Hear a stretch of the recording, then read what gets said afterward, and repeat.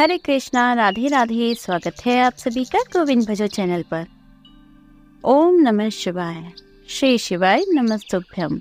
सावन मास महात्म्य में कुल 30 अध्याय हैं, जिनमें से रोज आप एक अध्याय की कथा सुनेंगे। इसे आप रोज हमारे चैनल पर सुन पाएंगे। आज हम सुनेंगे सावन मास महात्म्य में धारण पारण, मासोपवास व्रत और रुद्रवती व्रत वर्णन में सुगंधा का आख्यान। ईश्वर बोले, हे सनत कुमार, अब मैं धारण पारण व्रत का वर्णन करूंगा। प्रतिपदा के दिन से आरंभ करके सर्वोत्तम पुण्यावाचन कराना चाहिए। इसके बाद मेरी प्रसन्नता के लिए धारण पारण व्रत का संकल्प करना चाहिए। एक दिन धारण व्रत करें और दूसरे दिन पारण व्रत करें। धारण में उपवास तथा पारण में भोजन होता है। श्रावण मास के समाप्त होने पर सबसे पहले पुण्यावाचन कराना चाहिए। इसके बाद हे मानद, आचार्य तथा अन्य ब्राह्मणों का वरण करना चाहिए। तत्पश्चात पार्वती तथा शिव की स्वर्ण निर्मित प्रतिमा को जल से भरे हुए कुंभ पर स्थापित कर रात में भक्ति पूर्वक पूजन करना चाहिए तथा पुराण श्रवण आदि के साथ रात भर जागरण करना चाहिए। प्रातः काल अग्नि स्थापन करके विधि पूर्वक होम कराना चाहिए।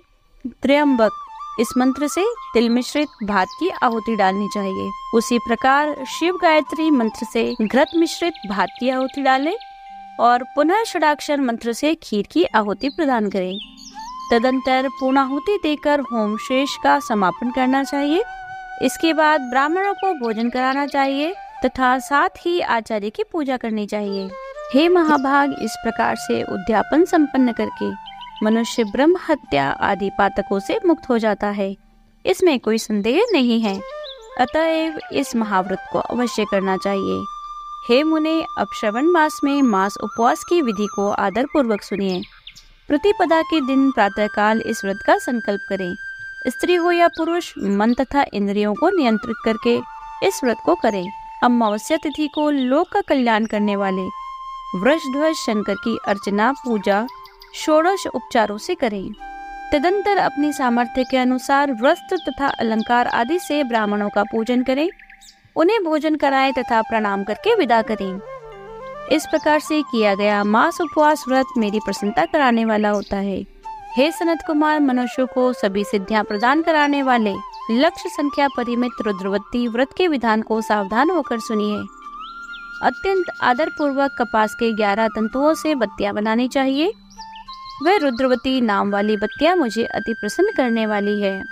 मैं श्रावण मास में भक्ति पूर्वक देवों के देव गौरीपति महादेव का इन 1 लक्ष संख्या वाली बत्तियों से निरंजन करूंगा। इस प्रकार श्रावण मास के प्रथम दिन विधि पूर्वक संकल्प कर महीने भर प्रतिदिन शिव जी का पूजन कर 1000 बत्तियों से निरंजन करें और अंतिम दिन 71,000 बत्तियों से निरंजन करें, अथवा प्रतिदिन 3000 बत्तियां आदर पूर्वक अर्पण करें और अंतिम 13 दिन 1000 बत्तियां समर्पित करें, अथवा एक ही दिन सभी 1 लाख बत्तियों को मेरे समक्ष जलाएं। प्रचुर मात्रा में घृत में भिगोई हुई बत्तियां वे मुझे अति प्रिय हैं। तत्पश्चात मुझ विश्वेश्वर का पूजन कर कथा का श्रवण करें। सनत कुमार बोले, हे देवों के देव, हे जगन्नाथ, हे जगदानंद कारक, कृपा करके आप मुझे इस व्रत का पूरा विधान बताएं। हे प्रभु, इस व्रत को सर्वप्रथम किसने किया था? इसके उद्यापन की क्या विधि है? ईश्वर बोले, हे ब्रह्मपुत्र, व्रतों में उत्तम इस रुद्रवती व्रत के विषय में सावधान होकर सुनिए। यह व्रत महापुण्य, सभी उपद्रवों का नाश करने वाला, प्रीति तथा सौभाग्य देने वाला, पुत्र पौत्र समृद्धि प्रदान करने वाला, व्रत करने वाले के प्रति शंकर जी की प्रीति उत्पन्न करने वाला तथा परम पद शिवलोक को देने वाला। तीनों लोकों में इस रुद्रवती के सामने कोई उत्तम व्रत नहीं है। इस संबंध में लोग यह प्राचीन दृष्टांत देते हैं। क्षिप्रा नदी के रम्य तट पर उज्जैनी नामक सुंदर नगरी थी। उस नगरी में सुगंधा नामक एक परम सुंदरी वीरांगना थी। उसने अपने संसर्ग के लिए अत्यंत दुस्सह शुल्क निश्चित किया था। 100 स्वर्ण मुद्रा देकर संसर्ग करने की शर्त रखी थी। उस सुगंधा ने युवकों तथा ब्राह्मणों को भ्रष्ट कर दिया था। उसने राजाओं तथा राजकुमारों को नग्न करके उनके आभूषण आदि लेकर उनका बहुत तिरस्कार किया था। इस प्रकार उस सुगंधा ने बहुत लोगों को लूटा था। उसके शरीर की सुगंध से कोस भर का स्थान सुगंधित रहता था। वह पृथ्वी तल पर रूप, लावण्य और कांति की मानव निवास स्थली थी। वह 6 रागों और 36 रागनियों के गायन में तथा उनके अन्य बहुत से भेदों की भी गान क्रिया में अत्यंत कुशल थी। वह नृत्य में रंभा आदि देवांगनाओं को भी तिरस्कृत कर देती थी और अपने एक एक पग पर अपनी गति से हाथियों तथा हंसों का उपहास करती थी।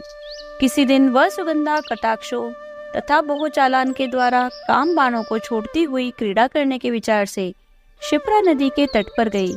उसने ऋषियों के द्वारा सेवित मनोरम नदी को देखा। वहाँ कई विप्र ध्यान में लगे हुए थे, कई जप में लीन थे, कई शिवार्चन में रत थे, कई विष्णु के पूजन में तल्लीन थे। हे महामुने, उसने उन ऋषियों के बीच विराजमान मुनि वशिष्ठ को देखा। उनके दर्शन के प्रभाव से उसकी बुद्धि धर्म में प्रवृत्त हो गई। जीवन तथा विशेष रूप से विषयों से उसकी विरक्ति हो गई।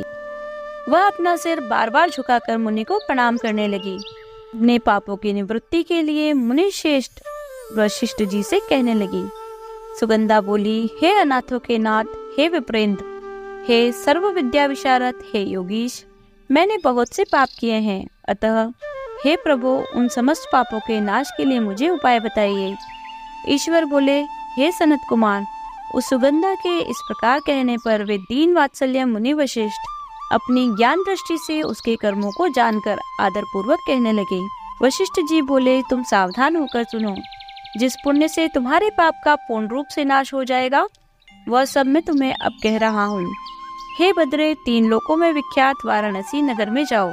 वहाँ जाकर तीनों लोकों में दुर्लभ महान पुण्य देने वाले तथा शिव के लिए अत्यंत प्रीतिकर रुद्रवती नामक व्रत को उस क्षेत्र में करो।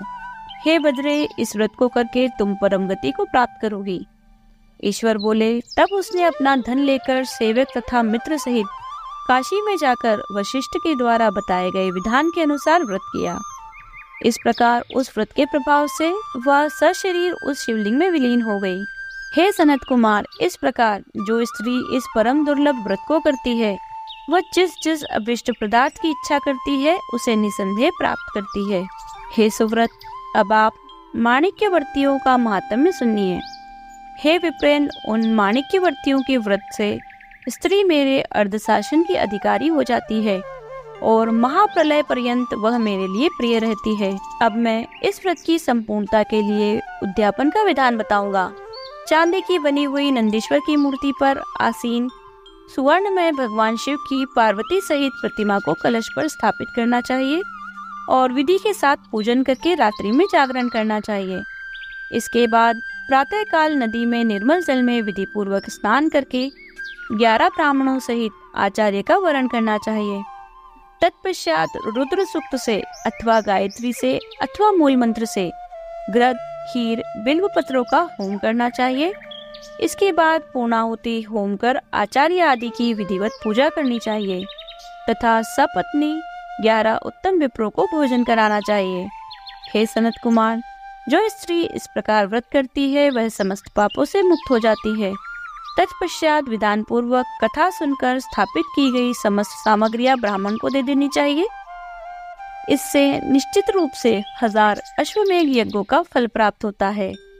यहाँ सावन मास महात्म्य का 4था अध्याय समाप्त होता है। यदि आपको वीडियो अच्छी लगी हो तो लाइक कीजिए, शेयर कीजिए। आप अपने अनुभव हमें कमेंट कर सकते हैं। यदि आप चैनल पर नए हैं तो चैनल को सब्सक्राइब कर लीजिए, जिससे आने वाले नए वीडियोस की नोटिफिकेशन आपको तुरंत मिलती रहे। यदि आपने सावन मास महात्म्य के पहले, दूसरे और तीसरे अध्याय का श्रवण नहीं किया है तो आप चैनल पर जाकर सुन सकते हैं। मिलते हैं आपसे अगले वीडियो में। हरे कृष्णा, राधे राधे।